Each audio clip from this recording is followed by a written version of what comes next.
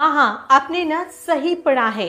अभी ना चुप हो जाना है मीन्स साइलेंट हो जाना है।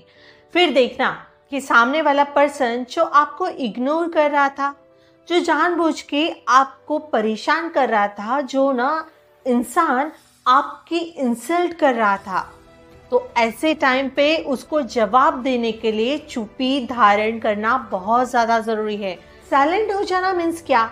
साइलेंट हो जाना मीन्स उसके जो भी बर्ताव है, उसका जो भी बिहेव है, उसके ऊपर कोई रिएक्शंस ही उसे भेजना नहीं है।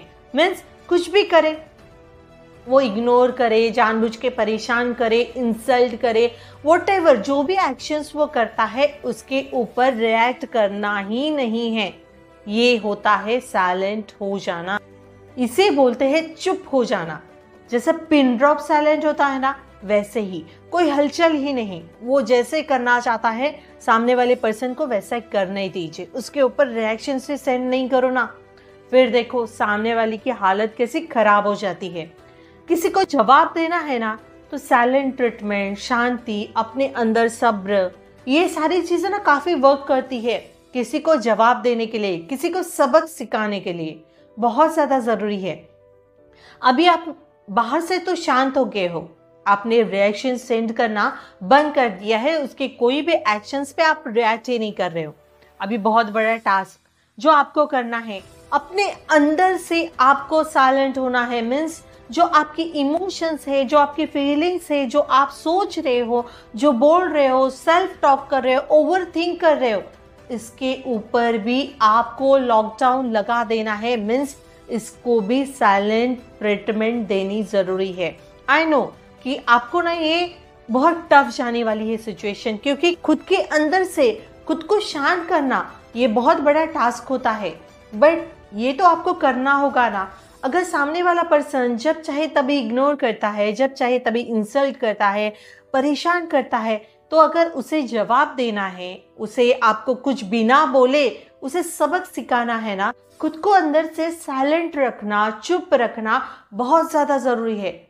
किसी इंसान को अगर जवाब देना है, वो हमें ऐसे बुरी तरीके से बर्ताव कर रहा है ना, तो चुप्पी उसका बहुत बड़ा जवाब होता है। ये चीज़ जितना जल्दी आप समझ जाओगे उतना जल्दी आप ये सब चीज़ों से बाहर निकल पाओगे। समझ रहे हो? इसके बाद आपको क्या करना है, आपने बाहर से भी आप शांत हो गए हो, अंदर से भी शांत होने की कोशिश कर रहे हो और हो जाओगे। ठीक है, कोशिश करते हो ना तो हो जाता है। अंदर से भी हम अपने ऊपर काम करते हैं ना, तो अंदर से भी हम अपने इमोशंस पे, फीलिंग्स पे, ओवर थिंकिंग पे और हमारे सेल्फ टॉक पे ना हम कंट्रोल कर पाते हैं, जब भी हम कोशिश करने की शुरुआत करते हैं और वो हद तक हम पहुंच भी जाते हैं। इसके बाद आपको क्या करना है, आपने सब चीज़ें कर ली, बाहर से शांत हो गए, अंदर से शांत हो गए, अभी आपको अपने ऊपर काम करना है। ऐसे टास्क बनाइए ना डेली बेसिस पे, हमेशा हमें एक नया टास्क रोज एक नया टास्क खुद को देना है कि ये टास्क है, मुझे ना ये दिन भर में कंप्लीट करना है। ऐसा टास्क बनाए। बहुत ज़्यादा इम्पोर्टेंट बात ये है कि अपने डेली बेसिस पे आप जो टास्क दे रहे हो ना, उसमें मेडिटेशन ऐड ज़रूर करना। क्यों पता है?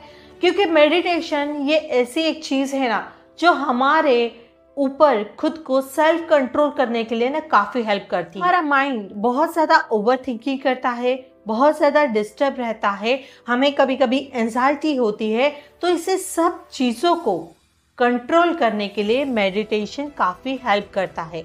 तो दिन में ऐसे 10-15 मिनट खुद के लिए मेडिटेशन के लिए निकालिए। अपने दिन में क्या क्या चीज़ें आपको अच्छी लगती है करना, जो रिलेशनशिप की वजह से आपने रोक के रखी थी, ये रिलेशनशिप की वजह से ना आप कर नहीं पाए, तो ऐसे चीज़ों पर काम करना चालू कर दीजिए। अपना जितना माइंड आप डाइवर्ट कर सकते हो ना ये सब चीज़ों से, ये रिलेशनशिप से, वो इंसान से, उतनी चीज़ें आपने लाइफ में ऐड ऑन करना सीखो। म्यूज़िक सुनना चालू, म्यूज़िक ना ये बहुत हेल्प करता है हमें ना बुरे से बुरे सिचुएशन से बाहर निकालने के लिए, ओवर थिंक कम करने के लिए। ऐसे म्यूज़िक अपने फेवरेट लिस्ट में, प्ले लिस्ट में ऐड कर दीजिए और रोज म्यूज़िक सुना करिए। डांस करना भी एक बहुत अच्छा जरिया है हमारे ओवर थिंक को कम करने।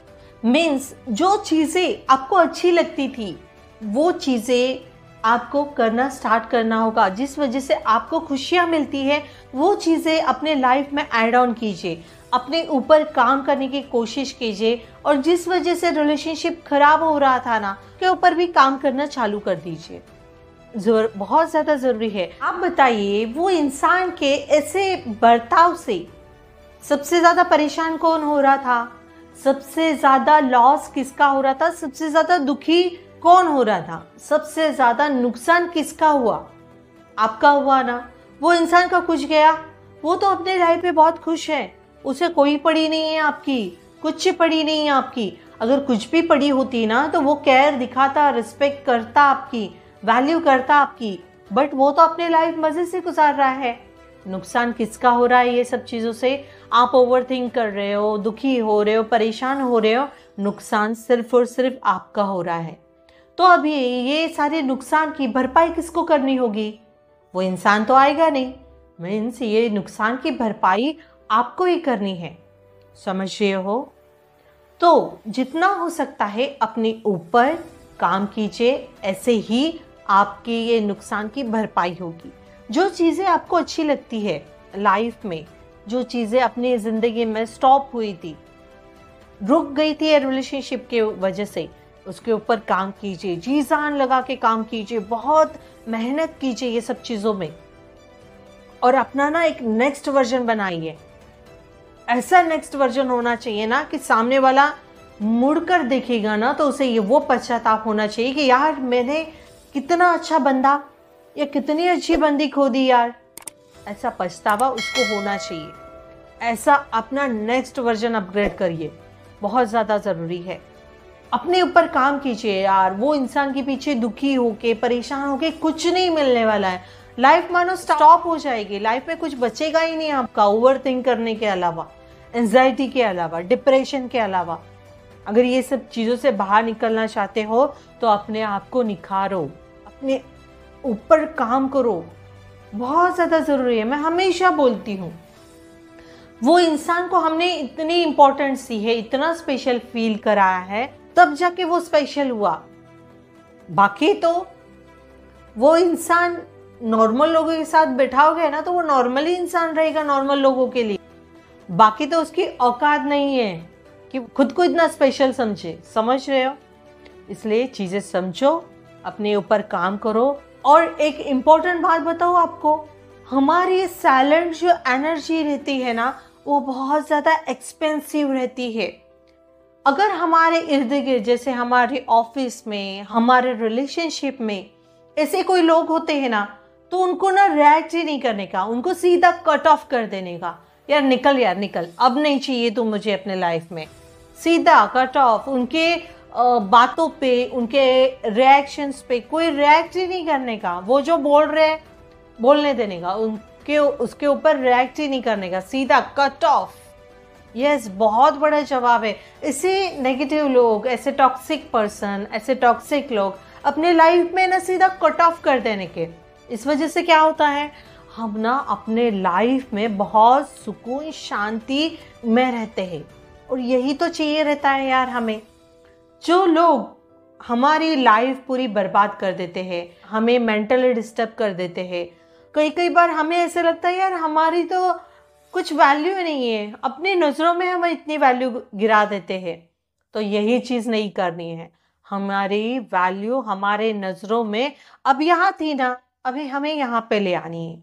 हमने जो चीज़ें अभी वो रिलेशनशिप की वजह से हमने छोड़ दी थी, उसके ऊपर रिटर्न काम करो, अपने आप को निखारो। फिर देखो, वो इंसान ही क्या, सब लोग आपकी वैल्यू करेंगे। हम कभी कभी लो फील करते हैं ना, इसी वजह से करते हैं क्योंकि हमारे लाइफ में टॉक्सिक लोग होते हैं जो हमें ना अपनी ग्रोथ की ओर जाने के लिए रोक देते हैं। बट अब नहीं, अब जो इंसान इग्नोर करेगा वो पछताएगा।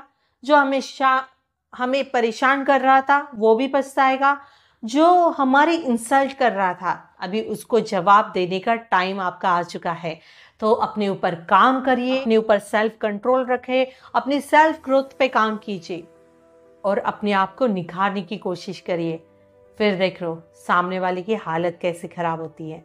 ठीक है, चलो देन, होप सो आपको वीडियो समझ में आई है, काफ़ी मोटिवेशन मिला है। अभी भी आपको कुछ डाउट लग रहा है तो प्लीज़ कमेंट्स करिए।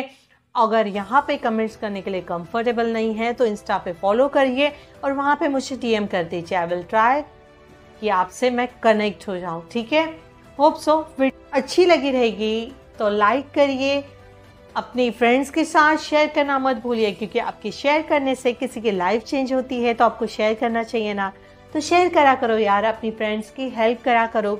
उससे पहले अगर वीडियो पे फर्स्ट टाइम आए हैं तो चैनल पे जाके और भी वीडियो चेकआउट करिए। If you think it is a valuable so please subscribe my channel, ठीक है। चलो मिलते हैं नेक्स्ट वीडियो में। Bye bye, take care, thanks for watching.